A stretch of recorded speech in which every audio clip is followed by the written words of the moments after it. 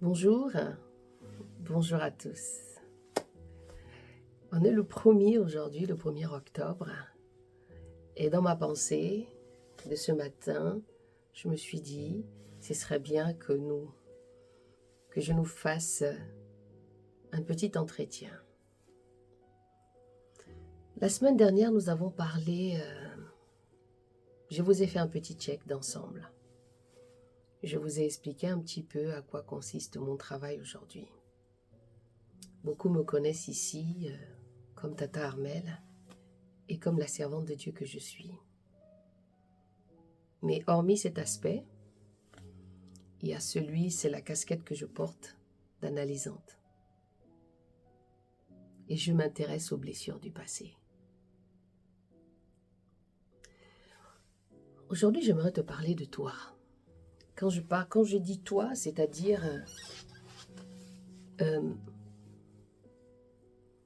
qui es-tu toi? Qu'est-ce que tu connais de toi-même? C'est très important de savoir ça. J'ai remarqué que la plupart du temps, l'homme ne gère pas les situations importantes. C'est pas tout le monde, bien sûr. Mais j'ai constaté que la plupart du temps, on veut aller ici et là. On s'éparpille. Alors qu'il faut commencer par le début. Quand je parle du début, vous savez, j'écoute beaucoup de personnes. Le but ici, ce n'est pas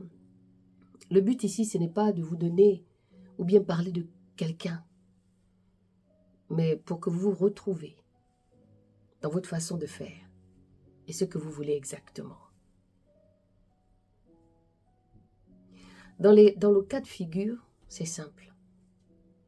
Il se peut que tu aies un problème avec ton enfant. Il se peut que dans ton enfance, il y a des choses qui se sont passées. Et il se peut qu'avec toi-même, tu as manque de confiance en toi. Ces 3 éléments sont liés. Elles sont liées pourquoi? Parce que ton enfance, si tu as eu des problèmes, si tu as eu par exemple, si tu as été mal aimé, et que tu as laissé cette situation de côté, et tu t'es dit, c'est pas grave, je vais continuer à avancer. Et il s'avère que dans ta vie, il y a des situations qui se sont passées. Donc tu t'es dit, je m'adapte, c'est pas grave, tant que je respire, je peux avancer. Mais malgré ça, c'est ce que j'appelle en fait, c'est ce que j'appelle la métaphore de la poubelle. Ne prenez pas ça mal. C'est vraiment ce que j'appelle la métaphore de la poubelle. C'est-à-dire, on utilise dans nos maisons habituellement, on a une poubelle. Chez nous, par exemple, la poubelle, tu peux la sortir, tu la sors le dimanche soir pour le lundi, le mercredi soir pour le jeudi. Après, ça dépend de chacun, de là où ils sont. Et des fois, quand tu fais attention, il y a des choses que tu peux jeter dans cette poubelle où tu ne te rends pas compte. Tu vas regarder, tu as dit, tiens, peut-être que tu as jeté un couteau, tu as peut-être jeté une cuillère, tu as jeté quelque chose que tu t'es pas rendu compte en fait de ce que tu as jeté. C'est un peu notre histoire à nous. C'est peut-être ton histoire à toi. Il se peut que dans ton enfance, tu n'as pas été aimé correctement. Mais tu as envie de te marier.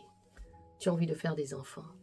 Mais est-ce que tu es sûr que quand tu vas avoir ces enfants-là, tu vas les traiter de la bonne manière que toi, par rapport à ce que toi, tu n'as pas reçu? Des fois, nous allons chercher des choses à cause des problèmes que nous avons à l'intérieur, sans pour autant traiter d'abord le problème, mais continuer toujours à mettre pas mal de choses dans cette poubelle.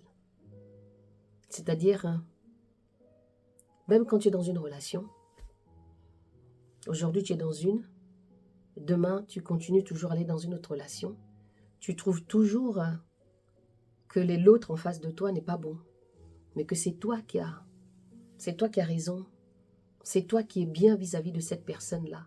Tu te trouves trop bien par rapport à cette personne. Sauf que tu ne fais pas l'autocritique de toi-même.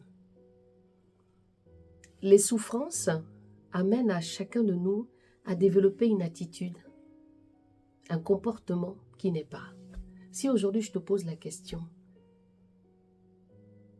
comment tu es au jour d'aujourd'hui? Tu as peut-être 30 ans, tu as peut-être 40 ans, tu as peut-être aujourd'hui 19 ans. Entre ta petite enfance et les 19 ans que tu as aujourd'hui, qu'est-ce qui s'est passé dans ta vie? Vous allez me dire, mais Tata, c'est un peu trop jeune. Oui, je sais. Mais la souffrance commence tellement tôt que souvent on n'a pas l'habitude de le déceler correctement. C'est pourquoi je pose la question, qui es-tu toi? Quelqu'un est venu me voir il n'y a pas longtemps. Elle avait 3 problèmes. Elle avait un problème de viol, un problème d'estime, un problème familial.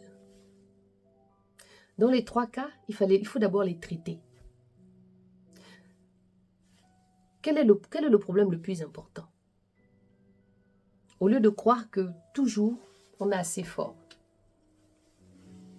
et qu'on peut toujours utiliser cette poubelle-là, et on continue à mettre cette poubelle, on continue toujours à les mettre, on continue toujours à utiliser cette poubelle. Et une fois que la poubelle commence à se remplir, parce qu'il y en a qui n'entendent pas forcément les jours pour aller les mettre à la poubelle, aller les jeter à la benne, ou bien pendant toute la semaine on n'arrête pas d'en mettre. Et qu'est-ce qui va se passer après?